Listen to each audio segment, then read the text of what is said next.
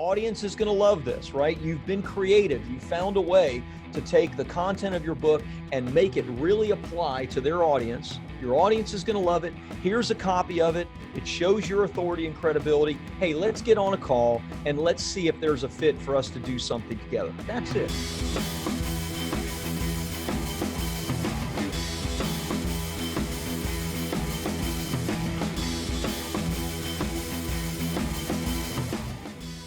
All right. Hey, everybody. Rob Kosberg here with Bestseller Publishing. Great to be with you. Thank you for allowing me to get that housekeeping out of the way, as we always do, to promote our other authors and grow reviews and all of that, which I so love this community. Today, what we're going to be talking about is how to use your book to get PR and media.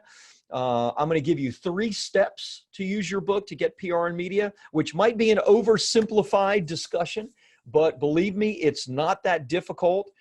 It's easy, but because it's easy, it doesn't mean it's simple. No, excuse me, it's simple, but because it's simple, it doesn't mean it's easy, meaning that there is action that you have to take and there's steps that you have to take. The first thing I always like to do is I like to lay a little bit of the foundation as to why you should want media and PR in conjunction with your book. And there is a big why to it. I still do media and PR for my book, for Publish, Promote, Profit, for the new books that I have coming out. I do that regularly, primarily on podcasts, because my audience is on podcasts, and I generally do 3 or 4 podcasts every single month. The cool thing is once you've built a bit of an authority and a presence in your space, you will have good-sized podcasts reaching out to you on a regular basis. And so it creates this momentum and inertia all on its own, and it grows. And so I don't do much outreach at this point for media, except really big media that I'm interested in. It just has continued to snowball, and that's exactly what we want for you. However, in the beginning stages, you got to get the snowball going downhill. So let's talk first and foremost about why. And for the why, I got to go all the way back to my very first book, Life After Debt. I wrote this book about 12 years ago. I wrote that book for my financial services company on the heels and really in the midst of the financial crisis, which of course may be rather timely right now, seeing as the stock market has dropped close to 20% in the last couple of weeks due to the coronavirus and oil prices dropping 30% and all of that. However, in the midst of all of that, I wrote this book to grow my financial services company. And the big opportunity for me at that time was getting on media, because even today, for a financial services company, for any type of finance offer, it is a mass market offer, meaning that TV and radio would still work for it. In fact, I love the Golf Channel. I love golf, as many of you know. I watch the Golf Channel every single week, a lot of golf. And what I find on the Golf Channel are ads continuously for finance, right? For everything from gold to, not Motley Fool sometimes, Fisher Investments, big time. Why is that? Because finance is a mass market offer. So let me get back on track. What I did is I used my book to get on local radio to talk about the financial crisis that was ongoing, to talk about, at that time, it was the foreclosure crisis. It was the loan modification, short sales that were going on. Real estate had dropped suddenly and very dramatically. And so I used my book to pitch myself as an expert and started getting on local media. If you don't remember the story, I'll give you the very, very briefest part of it. And that is the very first radio interview that I did talking about my book. I offered my book for free for anybody that wanted a copy. All they had to do was call into the radio station or call my office directly. And I gave the telephone number and I would send them a book. This was before I knew anything about free plus shipping funnels. And that's because they didn't exist at the time. And so I said, I would send you a copy of my book. If you just called in, you wouldn't have to pay for the book. I would send it to you. You wouldn't have to pay for shipping or anything. I wanted to get it into your hands. I didn't know what that would mean. I didn't know if that would mean hundreds of people from that one radio spot would call. I was hoping, but I didn't know. I didn't get that, but I got, 10 12 people that called the radio station and then that called the office over the next several days. However, the very first day, literally the day that I was on that radio show, they recorded it. They played it twice during the day. During the evening session that they played, it was about 6 o'clock in the evening. I got a telephone call. I was still in the office. I answered the call myself because it was just me and basically one assistant that I had at that time. And I said, hey, you know, financial services, this is Rob. Can I help you? And the person on the other line said, is this Rob Kosberg, the author that I heard on the radio today? And I was like, OMG, this may actually work. I talked to that lady for about 20, 30 minutes. She became a client subsequently. That client was worth about $6,000 to me, and the rest was history, as they say. I started using my book to get on more media. Then I started buying radio spots. Then I had my own radio show, et cetera, et cetera. And my book then generated millions of dollars in income in a very, very terrible down economy. So for me, PR and media, whether it's mass media like radio and TV, or whether it's direct and specific media like blogs, podcasts, et cetera, have always been and will always be an important strategy to grow my business, and it should be an important strategy for you as well. So let me give you the 3 steps, the 3 things that you need to do to use your book and get you on media, whether it's a very narrow audience like those that want to write books, or it's a very broad audience like those that are interested in making more money from their investments, et cetera. Step number 1, you have to first and foremost hook the producer by hooking his or her audience. Step 1, hook the producer by hooking his or her audience. Here's the thing you have to understand about mass media. When it comes to mass media like radio or television, the producer is interested in what his or her audience is interested in. Because you wrote a book called Publish, Promote, Profit doesn't mean that that producer is going to be interested in you at all. You have to show that producer and hook that producer by showing him or her, this is how the audience is going to love and eat up my particular topic. Now, with mass media, what you often have to do is you have to broaden your message, okay? Broaden it. So I was on television last year, January 2nd or January 3rd for Publish, Promote, Profit. I was on KTLA, which is one of the top stations in Los Angeles, which is the #2 market in the nation. And I was on for this book because it was a relatively new book at the time, 6 months or so since I had published it. And my whole pitch to the producer was that writing a book is like the hidden but really big New Year's resolution that people believe in their hearts, but they fail at. And so here is the step-by-step process that somebody can no longer fail at their New Year's resolution. So I had to take my topic and contort it and twist it in a way so that the producer said, you know what, that's pretty cool.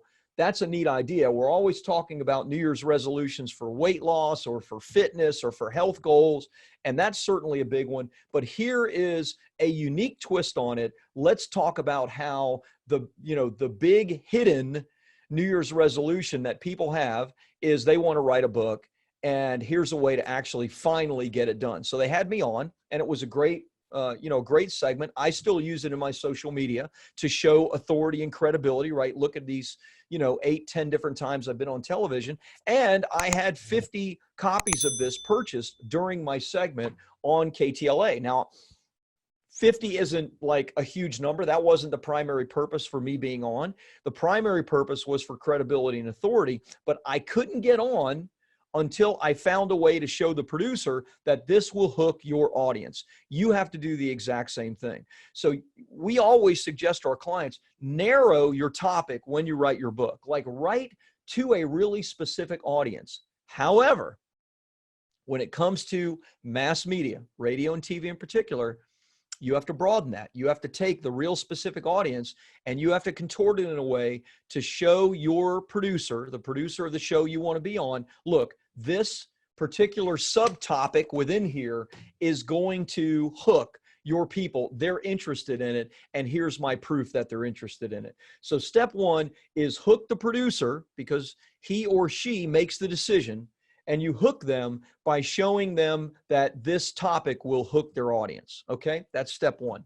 Step number two is you need to get the book into your producer's hands. Get the book into your producer's hands. Now, there's two ways to do it, right? One is to send a digital version of the book, a PDF. Step number two, or another way to do it, would be to send the actual physical version of the book. Now, by the way, I'm talking about media and PR, but this absolutely relates to just about everything else. You want speaking engagements and you want to speak on a big stage, then guess what? You need to find a way to get the book into the hands of the person that makes that decision, right? So clearly, ideally, it's best to get the physical version in people's hands. However, you can't always do that, and you might consider that cost prohibitive. I don't know. But this much I do know. The bigger the media, right, the bigger the opportunity for you, the more you want to get this physical thing in someone's hands. You want to ship it to them. You want to send it to their office. You want to get it on their desk in some way. They're not going to throw this in the garbage, right? Most people, if they're sent a book, and I'm sent books all the time, man, I load up my bookshelf with them because I'm like, I can't throw away a book, even though I don't have interest in this particular topic. And this person isn't even my client. They just sent me a book because they thought maybe I would promote it without them being a client. It's hard to do. It's hard to throw away a book. So you want to get that ideally on your potential producer, speaking engagement, client's desk in some way. So step number two is you want to get the book into their hands. You want to send the book. Yes, if it's for a podcast or if it's something where you can't find their direct address, you don't know, fine. Email them a PDF. Maybe point out on that PDF that you've sent a couple of different places that you think would be relatable to them, right? You might send in the email, hey, I've attached a PDF of my book, completely free. I want you to have it. And oh, by the way, I'd love to send you a physical version if you give me your mailing address. By the way, that's a great way to get them to respond to you, right? If they haven't responded yet, you could send them an email that simply says, hey, I want to physically send my book to you. Just give me your mailing address and I'll send it. People do that with me on a regular basis that I don't even know who they are. They will message me on Facebook and say, hey, what's your mailing address? I want to send you a copy of my book. And you know what? I don't ignore them. I feel like, okay, they want to send me a copy of the book. This might lead to something. There might be opportunities. So I give them the mailing address. I respond to them. If they were just asking me for something, I would not respond to them. But the fact that they're leading with the giving hand, I do want to respond to that. So in the same way, find a way to get it into their hands. Send the PDF version, email them, ask them for their mailing address to send the physical version. And certainly, the higher profile the opportunity is, the more you want to actually get them the physical copy of the book. That's step number two. Step number three is you want to follow up to schedule a phone call. It's that simple. All you really want to do is you want to use the credibility and authority from your book. You want to use the hook that you created that shows them this is for their audience, right? Your audience is going to love this, right? You've been creative. You found a way to take the content of your book and make it really apply to their audience. Your audience is going to love it. Here's a copy of it. It shows your authority and credibility. Hey, let's get on a call and let's see if there's a fit for us to do something together. That's it. You get on the telephone with them and close for that phone call. That's all you're trying to do. And that will lead to you closing the opportunity. If they're willing to get on a phone call with you, then you're going to get that speaking engagement. You're going to get that podcast. You're going to get that TV appearance. I guarantee you. So all you want to do is, hey, let's have a 5-minute chat. Let's have a 10-minute chat and see if there's an opportunity for us going forward. 3 simple steps. And I'm going to give you kind of a 4th step that may be helpful, but 3 simple steps. Hook the producer by hooking his or her audience, send the book, right? Whether that's the e-version of the book and or physical version of the book, that's your credibility play. And then follow up with a telephone call, get the call scheduled.